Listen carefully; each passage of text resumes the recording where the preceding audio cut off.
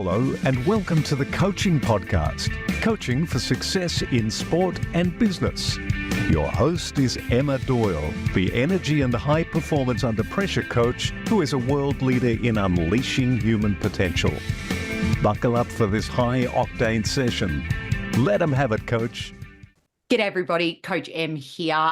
Today I'm interviewing Jim Porcarelli, who is a business coach with over 4 decades of experience. He's brought insight and experience into Fortune 500 clients, impacted categories like luxury goods, finance, beverages, consumer packaged goods, travel, tech, pharma, entertainment, spirits, retail, and fashion. His strengths lie in profit and loss management and operations, as well as from a marketing and sales perspective.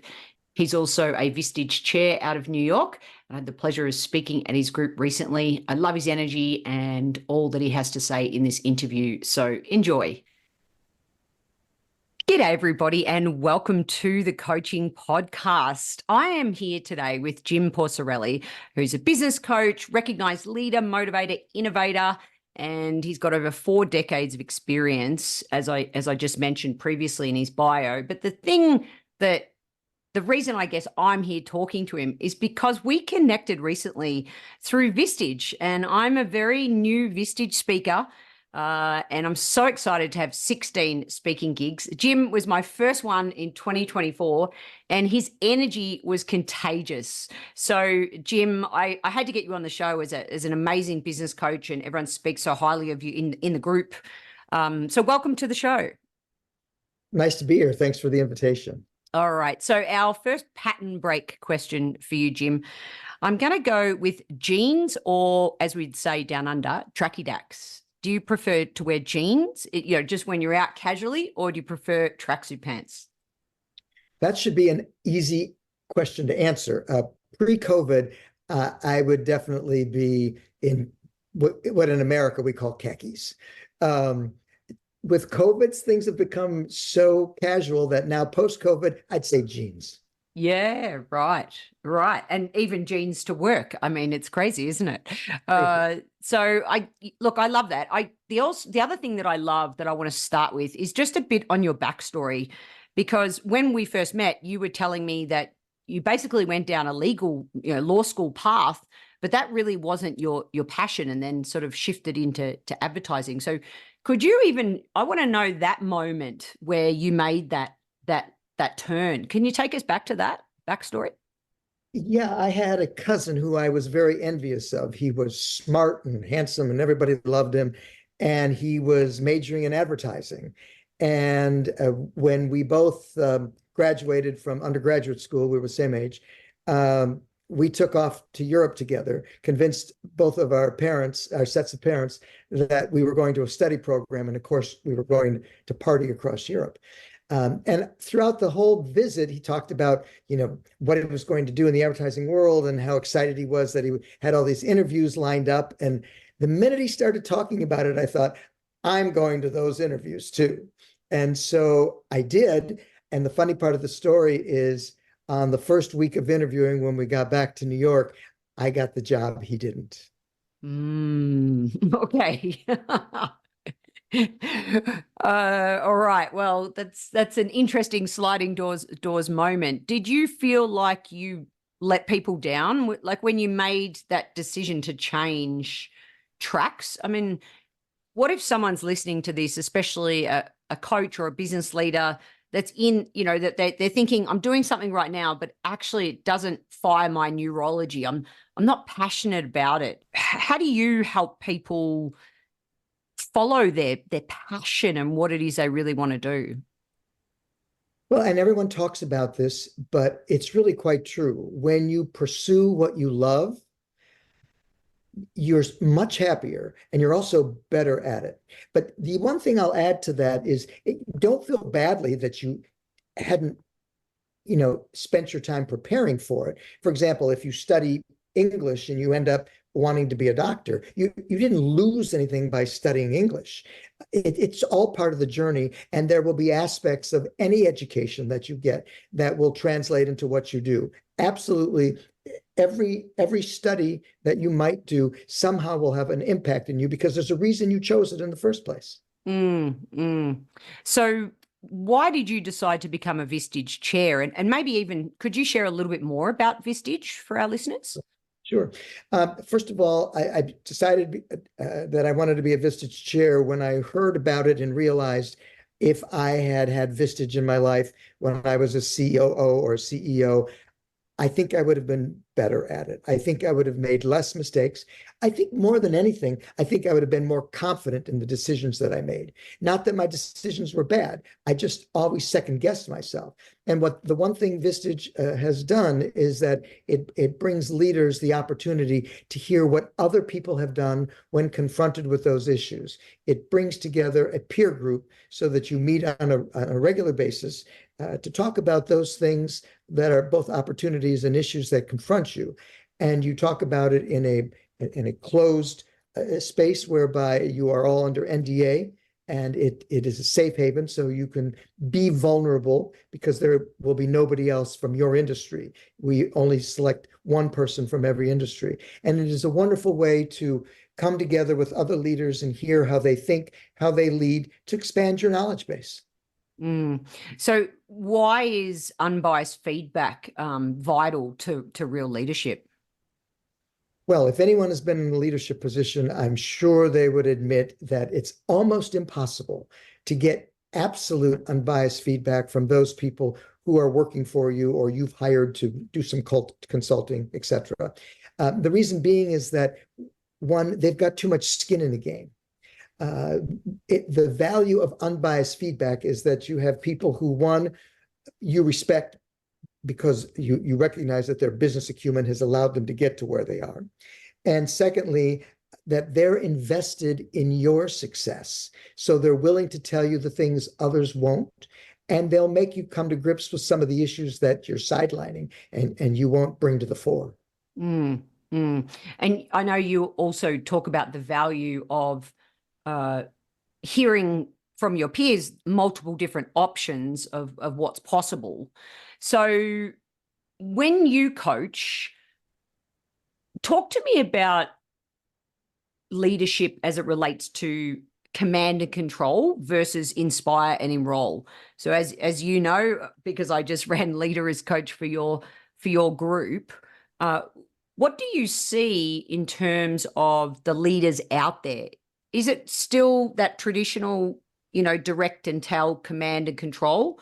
Or do you think it's shifting, or has it always been inspire and enroll? What's your take on leadership these days and how it's ebbed and flowed?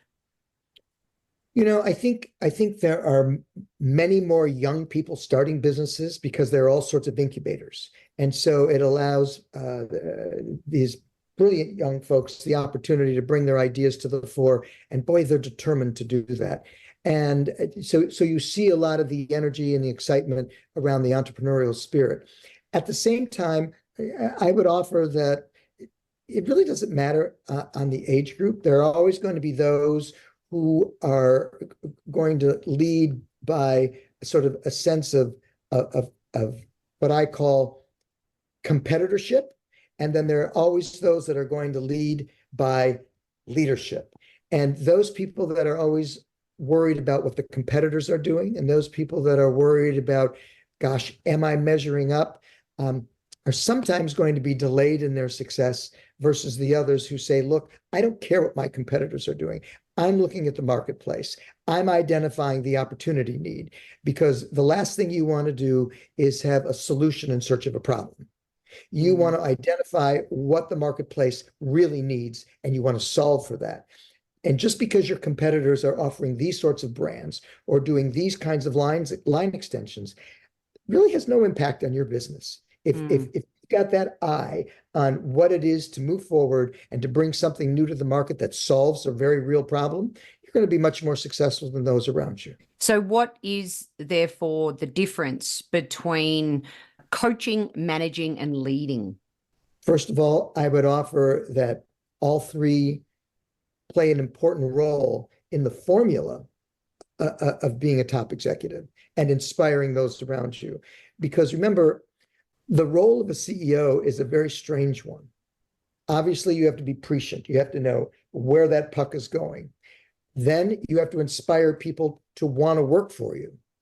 And then you have to set the standard, even if it causes some issues, because you can't be everybody's friend. You have to inspire people to do their best and to set the standard so that they will follow you. So there are multiple tasks to be a CEO. It isn't just to lead a company and make decisions and dictate what should be done. So you're saying to me, or what I heard, is that modern leader is able to wear multiple hats. Is that what you mean? Yes. Well, the modern leader should wear multiple hats and recognize that you are a different kind of leader at different points in your management. You're different when you're trying to recruit the right people and try to make sure that the people that you're hiring in are really the people that you want there. You have to make sure that you're taking a look at the marketplace and today things move so rapidly that this is one of the toughest things, is keep your eye onto where the business is going, because it can shift overnight. And then at the same time, I always ask my CEOs in my group, would you want to work for you? I'm writing that one down. I like that one. It's a great question. And again, sometimes rather than calling out people's blind spots, a question like that can then help bring self-awareness to the table, can't it? Absolutely. Absolutely. Yeah. Because, then that leads to the question, if they say no, why not? Or if they say yes, you say why. Tell me more. Let's talk about this. Yeah. Yeah. We love tell me more, coach listeners out there.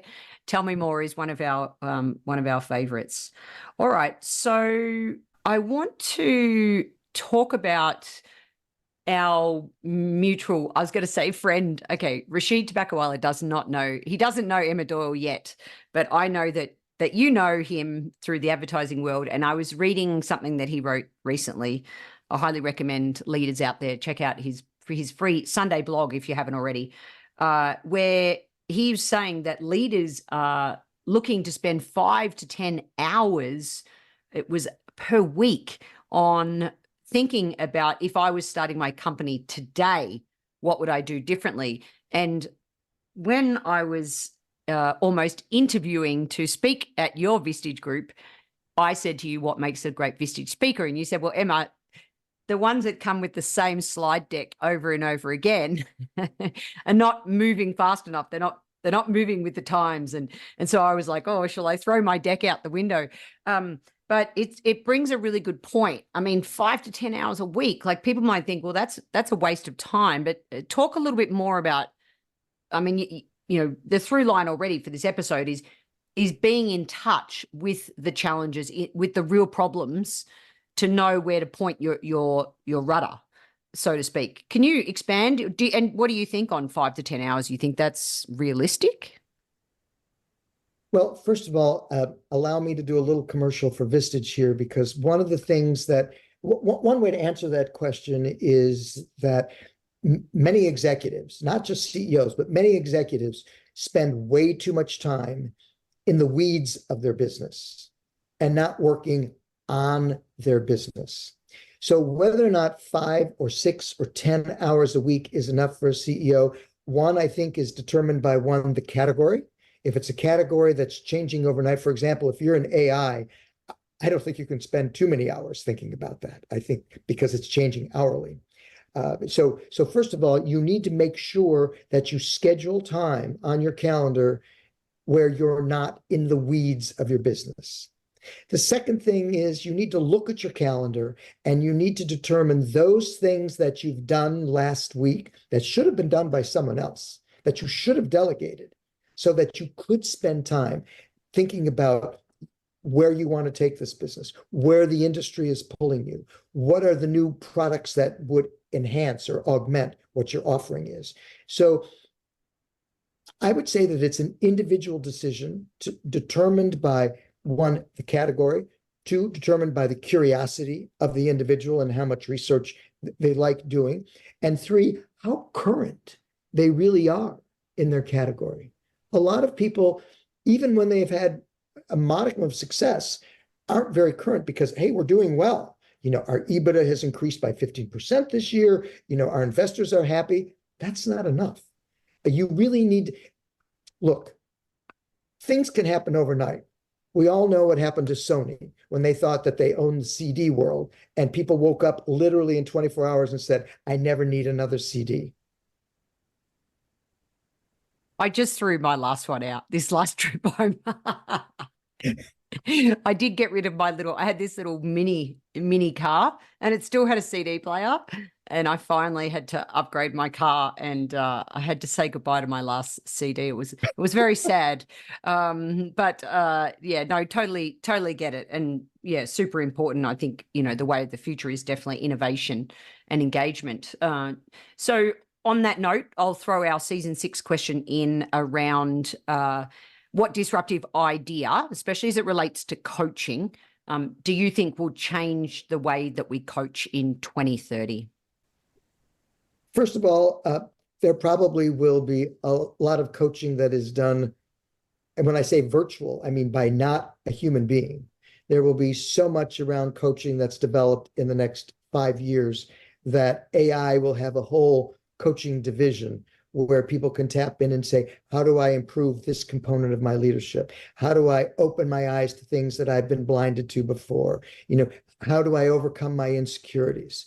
How can I quit being so introspective and look at the ways and consider opposite points of view? And people will have a greater confidence in what AI is providing, because there will be so many checks and balances by then that they will have state-of-the-art input. And I think that's probably very real. I also think it will be an everyday component of a leader's life. They will always check in each day about something or a question they have, so that they see that there are a myriad of options for them to consider, not just the easy way out.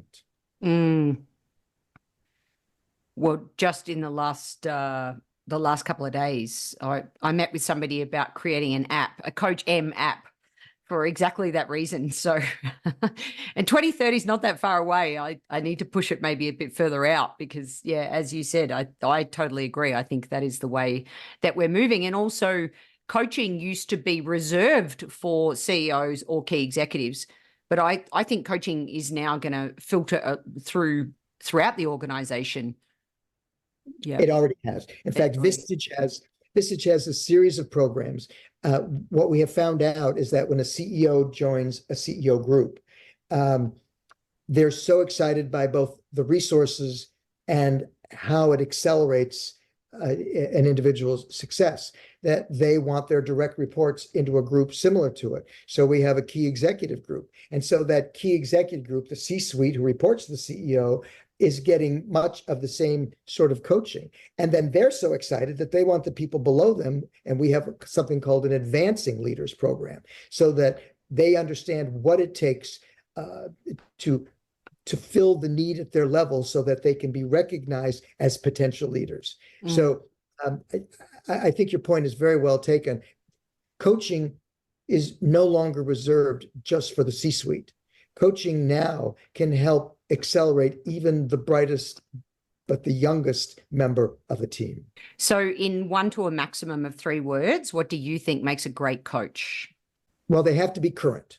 They have to absolutely understand what's going on in the world, and that happens because they're curious. People need to make an effort to be intellectually curious, and not just say, I'm curious about the things that interest me, but they have to be curious about whatever's affecting the world. And then it's something that I've learned in coaching is they have to learn to be concise. How do you say the smartest thing in the shortest period of time? So people will listen. So how do you do that? By carefully considering the questions you ask. One, you ask yourself, what kinds of questions would I not want someone to ask me? And that's the question you ask, because you want to bring out something that is either underlying or integral to an issue, but isn't being brought to the fore.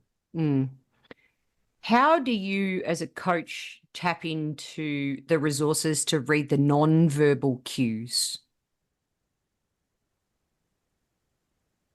That's a great question.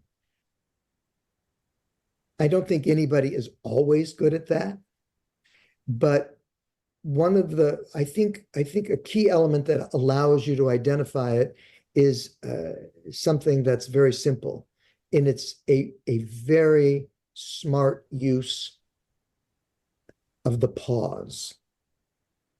When you pause, people begin to think more about what they've said, and their sort of physical habitus changes, and you can see if they're getting more comfortable. Oh, that was good. I'm glad I said that. Or maybe I'm not. Body cues and facial cues can be very helpful, but you have to give people the time to do it and send that message. And so I've learned personally, the pause is one of the greatest things that I've had to try to perfect, and I'm getting better at it, I would hope. But every time I use it, I begin to see new and better things.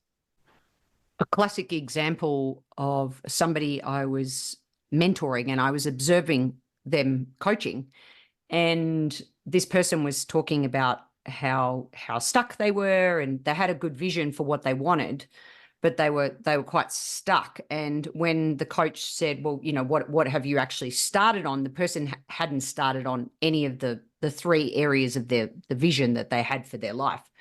And so the coach said to the person, well, how cool is that? You've got a blank canvas. You've got an opportunity to create your own, whatever you want to do. And interestingly, that was the coach's map of the world. Like, how exciting! Like, you got a blank canvas, and the non-verbal cues within the person was smaller and smaller, and more anxiety and more, it was sort of a misread on the situation that caused the coaching session to sort of go south. So how do we hold our assumptions and we talk about unbiased feedback, but we have all these biases that are there even subconsciously. Like, how can a coach learn to do a better job in this area? Because this has just happened the other day. So what are your thoughts on that? This is something that sounds very simple, but I don't know, maybe everybody else has had an easier time of it than I. I had to train myself not to think about the next thing I'm going to say. When you're speaking to me, I have to keep my mind blank. I don't want to think about what's the next point I want to make, what's the next question I have for you. I want to stop everything that I'm doing and listen so that I catch every cue that you're making. And if there's a delay in my response, the next point in time where I'm supposed to say something, that's okay. It's all right not to be a howitzer and always pushing questions at people or giving them recommendations. The hardest thing to go from being a CEO of a company to being a coach and a mentor is not to give answers about what they should be doing, but rather, how do you ask the most meaningful questions so that the person you're speaking with can come up with a resolution that works best for them? It's not easy, but you just summarized the reason why I do the podcast. It's a labor of love, but if I could summarize my why, that answer was my why. To help coaches, because it's not easy. And all these things we're talking about, I struggle to do them as well. I'm heading to LA tomorrow to do 2 more Vistage speaking, and I'm going to do 2 live demonstrations. And, you never know what you're going to get in the moment, but trust that the skills are there over the years. So if you're listening to this and you're thinking, asking the most concise, curious, current question in the moment and pausing, it's not easy. So we're right there with you. All right. So you have a famous line that says, mindset is better than genius. I'm just going to pause. I don't know if it's better, but if someone gave me the option, if I could be adroit at managing my mindset all the time, or I could have the opportunity to have the highest IQ in the room, in the city, in the state, I would take mindset, because I've seen time and time again that how we approach life really matters. And if our approach has any negativity, or if it has any insecurity, well, look, we all are insecure about something, and we all have doubts about something. But if you can put those things aside that cause you that kind of angst, and just have the mindset that said, look, I probably will make some mistakes, but my heart is in this. So I know there will be value to both me and those people who are participating. And then go into it with sort of a sense of charity. You want to make a difference. You know, you talked about your why. It took me, when I first went into academy to learn to be a coach, when Vistage recruited me, it took me a couple of years to really refine my why to just a couple of words, but it's doing things that matter with people who care. And if I can stick to that, if I feel that the people I'm working with are bringing something to the marketplace that's real, that there's value, and that people will benefit by, and if those people care about doing it for quality and making the world a better place than the way they found it, and that can mean manufacturing a widget, and that can mean, you know, inspiring people through your coaching. It can be, you know, through medicine, that you care about bringing healthcare to people who don't have the opportunity to have it. But the mindset makes all the difference in the world. And I'm going to say this from a very selfish standpoint, makes you happier. So was the glass always half full for you, even as a kid? No. Oh God, no. No, I had to learn, and I'm still not there. You know, I'm always thinking about, you know, what could it have been if I didn't do X? Or what if I had done X might have resulted in? You know, it's a journey, not a destination. And you are always keeping yourself in that corridor. And as long as you don't get too far off the rail, you know, you can have a sense of self and a sense of happiness and contentment. And as long as you know that you've done it for the right reason, and even if you've got the wrong results, you were well intended, and you've learned by it, and you'll move forward. And it has to do with, you know, the mindset is all about, we all know, you can look at something and say, this is a piece of garbage. Or you could say, oh, the good news is that there's refuse that you can put this in, get rid of it, and start with something clean, and let's go from there. Everybody I've talked to about mindset has been able to tell me what the good and the bad of the issue is with which they're confronted when asked to do it. My final question then goes to sort of just expanding on that last point. Let's say you have a CEO that comes to you and says, Jim, this next generation, they're impatient. They want things too quickly. They're wanting to move up the company. They want my job, and they haven't earned their stripes. And I'm, you know, and I want to fire them or whatever the situation. But, you know, this next generation, and I know that there's up to 4 different generations within the workplace these days. So what would you say to, if you were coaching that CEO, what comes to mind when they're complaining about something like that? I hear that a lot, by the way. So that's what I thought. I was going with my gut feeling. Yeah. It's a very real issue. And the two things that I go to is I always ask, so could you run your business without them? One, and what is it that they do bring to the business? So what is it that you can corral and help with, because they are contributing something that without them, you might not be realized? Because look, every generation before each of us has complained about our generation, and we're complaining about the next and the one after that. It's human nature. And so whenever you attempt to understand the reasons why people do things and say things, I think the better leader you are, because you will begin to recognize what you can corral and what you can put to good use. And how you can inspire them, because the way that baby boomers are inspired is very different than millennials, which are very different than Gen Z. So as a result, if you learn how to inspire people by thinking the way they're thinking and trying to figure out, so what is it that they do that I can't do without so that I can get more of? And how can I speak to them to understand that that's more of what we need? So are you telling me that empathy can be learned? Oh, God, no, never. It can be pretended. You can pretend to be empathetic.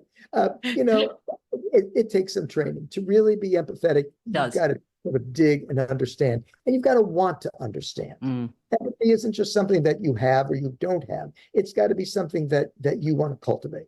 Yep. And I said to a CEO the other day, what's the most important thing in your business? And they're like, the customers. I'm like, no, the people who then look after the people who then look after the customers.